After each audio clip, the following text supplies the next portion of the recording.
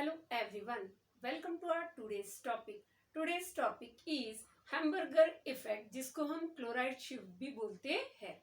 Hamburger effect, hamburger shift, hamburger phenomenon, किसी भी नाम से हम इसको बोल सकते हैं. Okay, hamburger has given this effect in year 19 and 18. और क्या है ये effect? Let's start with hamburger phenomenon. Now hamburger has given some important terminologies regarding the transport of CO2. अब CO2 के ट्रांसपोर्ट करने के लिए जो हम यहाँ पर मेनली CO2 का ट्रांसपोर्ट हम 3 तरीकों से करते हैं. हमने देखा CO2 क्या है. CO2 एक रेस्पिरेटरी गैस है जिसको बॉडी के बाहर देना है. हम CO2 को हर एक सेल से लेंगे. सेल से लेने के बाद इसको हम एल्वियोली तक पहुंचा देंगे और एल्वियोली से इसको हम बॉडी के बाहर देने वाले हैं. ओके, अब सेल से जो CO2 निकल रहा है ये सेल का क्या है? बाय प्रोडक्ट है. ये CO2 हमको किसको देना है? एल्वियोली तक. अब सेल से एल्वियोली तक यानी लंग्स तक जब हम CO2 को ले जाने वाले हैं तो ले जाने के 3 तरीके. Okay, CO2 is transported as number 1, हम उसको एज अ कार्बोनिक एसिड ले जाएंगे 7%. 23% उसको हम कार्ब अमीनो हीमोग्लोबिन के फॉर्म में ले जाएंगे और 70% एज बाइकार्बोनेट्स ले जाएंगे. तो किस तरह से हम इसका ट्रांसपोर्ट करने वाले हैं आज के हम लेक्चर में देखने वाले हैं.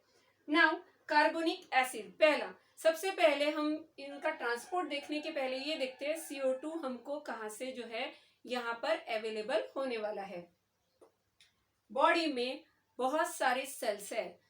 Trillions of cells are present. इन सेल के अंदर कंटिन्यू कुछ वर्क चलता है.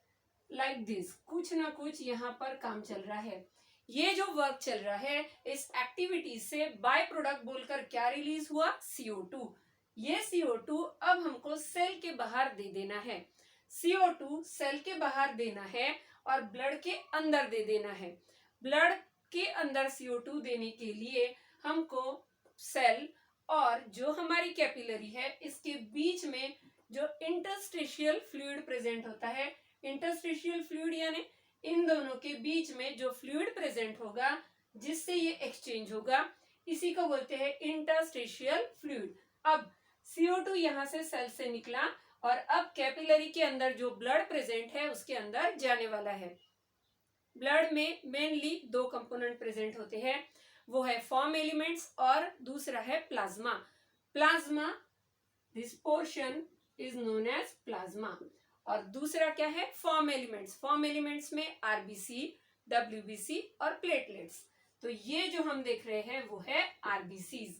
ये क्या है? पूरा पोर्शन प्लाज्मा. और ये क्या है? RBC. ये क्या है? पूरा ब्लड. ब्लड के अंदर प्लाज्मा और RBCs को हम देख रहे हैं. और ये किसके अंदर हम देख रहे हैं इस ब्लड को? कैपिलरीज के अंदर. Okay, now capillary, plasma, RBC, interstitial fluid और सेल, सारी जो यहाँ पर प्लेसेस थे ये हमने अब पहले डिस्क्राइब कर ली. अब हम देखेंगे CO2 किस तरह से निकलेगा. अब पहला है 7% एज कार्बोनिक एसिड. CO2 को हमने सेल से लिया, कैपिलरीज के अंदर प्लाज्मा में डाल दिया.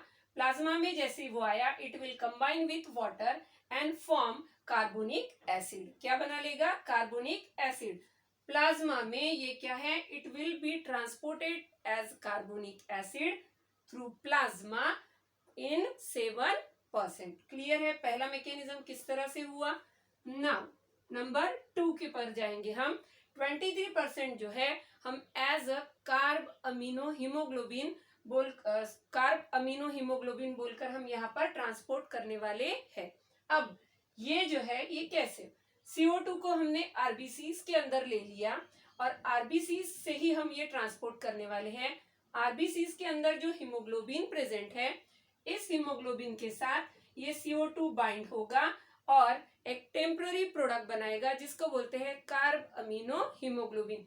ये लूजली एसोसिएटेड स्ट्रक्चर है और ये जो स्ट्रक्चर है फर्दर जहां पर भी PCO2 जो सेल का किसी भी जहां जो है यहाँ PCO2 कम रहेगा वहां ये तुरंत डिफ्यूज हो जाएगा यानी डिसोसिएट हो जाएगा और हीमोग्लोबिन और CO2 अलग हो जाएंगे और CO2 डिलीवर कर दिया जाएगा।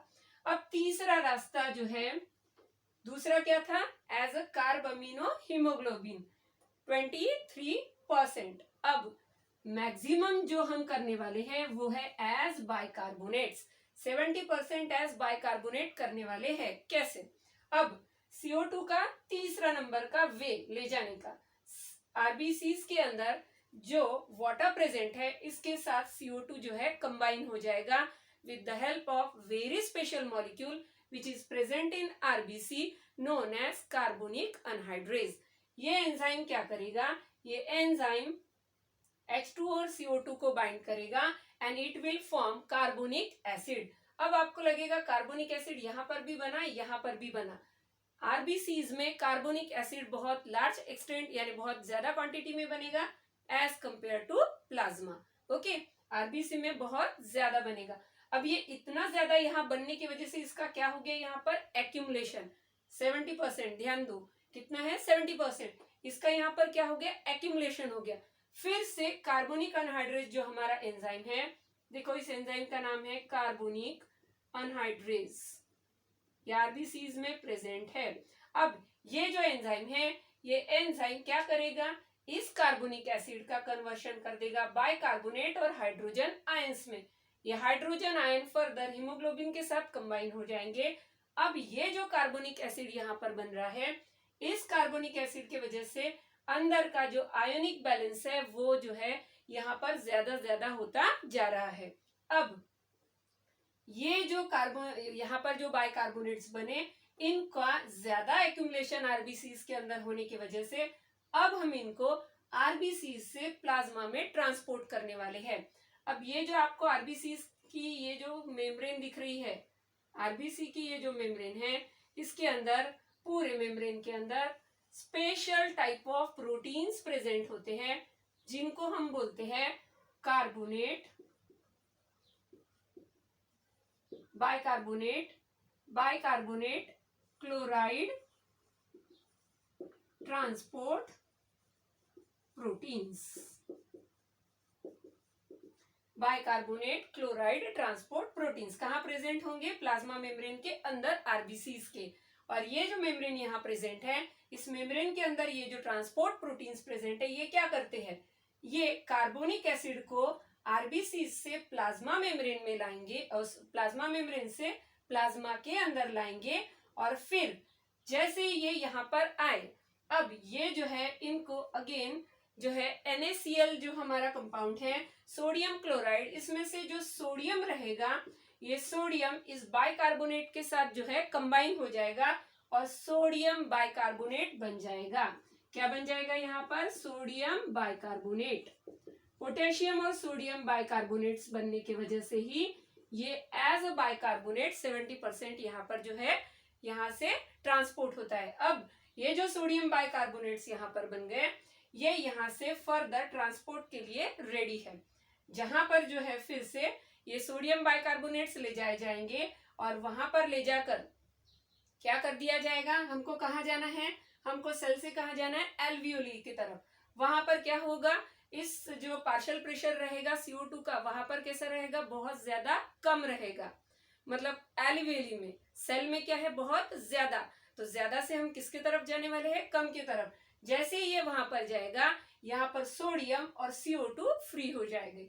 फिर अब जो सोडियम का क्लोराइड बच गया, इस क्लोराइड को हमको अंदर ट्रांसपोर्ट करना है, बाइकार्बोनेट क्लोराइड ट्रांसपोर्ट प्रोटीन्स। ये बाइकार्बोनेट को आउट और क्लोराइड को इन करने का काम करते हैं। सेम क्वांटिटी में, जितने क्वांटिटी में ये जाएंगे उतने ही क्वांटिटी में क्लोराइड आयंस अंदर आएंगे। अब कौन से आयंस आए, क्लोराइड, इसीलिए हमने क्या बोल दिया, क्लोराइड शिफ्ट। ओके, अब ये जरूरी क्यों था, आयंस यहाँ पर जो है बहुत ज्यादा जो है यहाँ पर एक्यूमुलेट हो रहे थे, उनको हमने बाहर लाया, तो इसका आयोनिक बैलेंस मेंटेन करने के लिए हमने क्लोराइड को अंदर भेजा, यानी बाइकार्बोनेट का एक्सचेंज कर लिया किसके साथ, क्लोराइड के साथ। किसके थ्रू, आरबीसीज के मेम्ब्रेन के थ्रू। ओके, किस लिए किया, आयोनिक बैलेंस मेंटेन करने के लिए किया। इसी को बोलते हैं हैम्बर्गर शिफ्ट। अब क्या है hamburger shift? Hamburger shift is exchange of bicarbonates with chlorides on membrane of RBCs to maintain ionic balance between RBC and plasma। Plasma से हमने क्या किया? प्लाज्मा से हमने क्लोराइड को इन किया, आरबीसी से क्लोराइड बाइकार्बोनेट्स को आउट किया। इन दोनों का बैलेंस मेंटेन करने के लिए हमने ये पूरा काम किया है। यानी आरबीसी के अंदर का और प्लाज्मा के अंदर का जो भी आयोनिक बैलेंस है यहाँ, ये मेंटेन करने के लिए हमने इनको बाहर और इनको अंदर शिफ्ट किया। Okay, this is known as Hamburger phenomenon और हैम्बर्गर शिफ्ट, जिसको हम इस क्लोराइड आयन से मेंटेन कर रहे हैं, इसीलिए इसको क्लोराइड शिफ्ट भी बोलते हैं। Hopefully today's lecture will be helpful for you. Have a nice day everyone.